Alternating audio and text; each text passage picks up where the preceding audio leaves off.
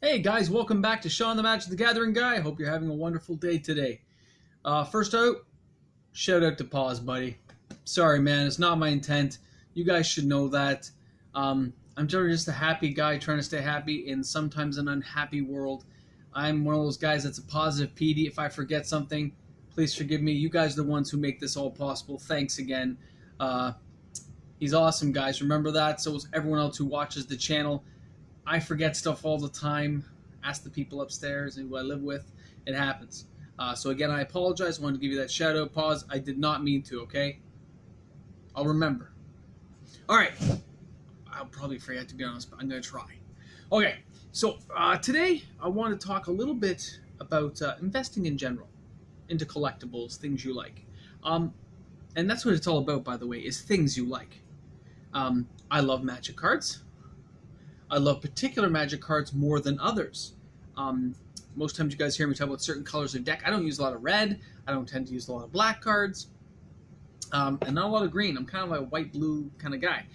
The odd time other things are splashed in, but generally speaking, not too often. But as you guys know, I'm a big toy guy, and I love my toys. I love my toys. So a lot of people forget that about me, is that I'm a big toy person, like for sure, as well as mainly Magic. But I just wanted to show a couple things. So, I mean, certain toys you can find anywhere, but it's what you like to collect. I tended to collect things that appealed to me as a child. Things my parents said I couldn't have, or things I had as a child that my parents threw away for some reason. That's from my mom and dad. Because those became worth a lot. Like this here, if you look, Dollarama, $4, Bumblebee, Transformers. I love this guy. I loved it in the cartoon as a kid. I love it as an adult. I got a whole wall of Bumblebee stuff. On my creative side, what I like to collect is I like a lot of the Marvel and stuff. So, Iron Man. And I mean, I built this. Right? I mean, it's sized to my head out of a type of foam. But as you can see, it looks pretty wicked, doesn't it? Right? Took a little while to build my Iron Man costume, but very cool stuff. And of course, I made it wearable. It has lights inside. Pretty crazy. Then you get into not just your average stuff, but things are actually kind of rare. So, this is Transformers Generations. This is, I think, what, 2015? Actually, sorry, 2012. I'm a liar. Now, if you look at the front here, what Hasbro did in this case, guys, is they made a few tweaks to their products coming out. This here shows an image of a different Prime. Primus Prime is on there, I think. Okay, but inside is Optimus Prime, but the package says Jazz. And the back has Trailbreaker. So it's like 4 or 5 mistakes on one card. I saw this in Walmart. Now, the problem is it is not in mint shape. It's not. It's kind of a beat-up card. It was just sitting there on a shelf. I normally wouldn't go for things like this. I want them gem mint. But I had to buy it because look at the amount of errors that are on one card. Like, even the bottom, it's a different language. It was crazy, and I got that at a Walmart here in Toronto, but I just thought I would show that stuff to you because that's some of that stuff. As your collector, you know what you like. Same with Magic cards. There's certain Magic cards you're drawn to. As soon as I saw Planeswalkers for the first time, I was like, and I love Planeswalkers. And of course, as you guys know, I love the colorless Planeswalkers the best because they splash into any deck, which is why, generally, the colorless ones have the most value. Have you noticed? Karn, Liberated, Ugin. Have you noticed the value of those? It's a lot of money. They're collectible.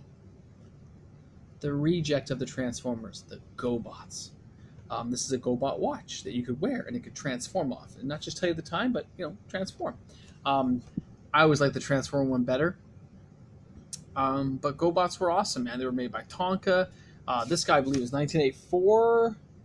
Yep, 1984. I know my toy's pretty good. And it was very cool, guys. It was very cool. Now, of course, I don't tend to open this stuff now, but I do like to keep it, collect it. And, of course, it reminds me of my childhood. When I look at this stuff, I look back and I go, wow. Same with Magic. When I look at my Magic cards, and I don't know, if I pull out, sorry, I call this my good deck. Okay, Marvel. I mean Necronomicon, right? So when I look at my good deck, by the way, I have a buddy who makes these. So hold on. When you look at the craftsmanship, awesome. But when I look, I go into my deck here. Sorry, double sleeved and all that. When you start looking at this, like it's just Italian, beta. My good deck, I look back and I go, I remember picking these cards up still, right? It was not so long ago that I was picking these up, but then new cards go in. It's a Johnny Vengeance. He stopped things from untapping. It's another way of paralyzing them, but also getting better. Candelabra of Tanos. Bought in a pack from the Brampton Mall. Just a couple of random packs.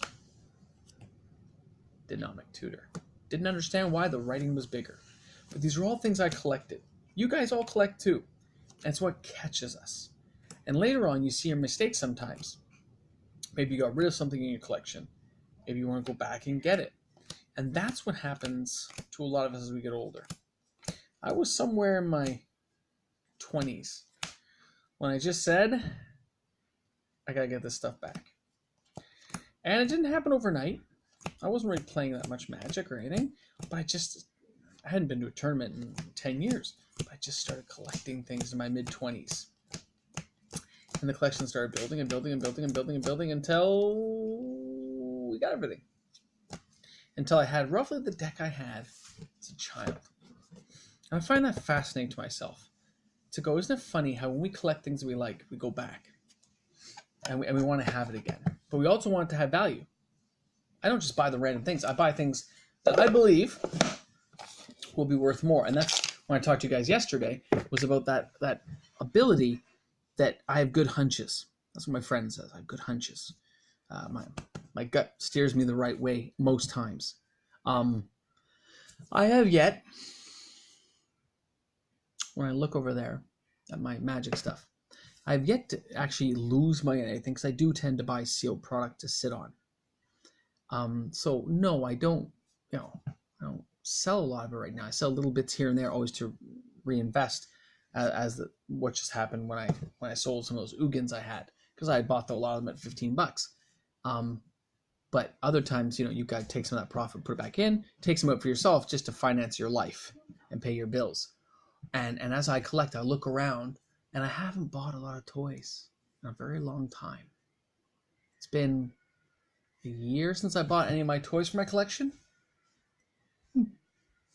Now, maybe that's because I have most of the ones that I had as a kid.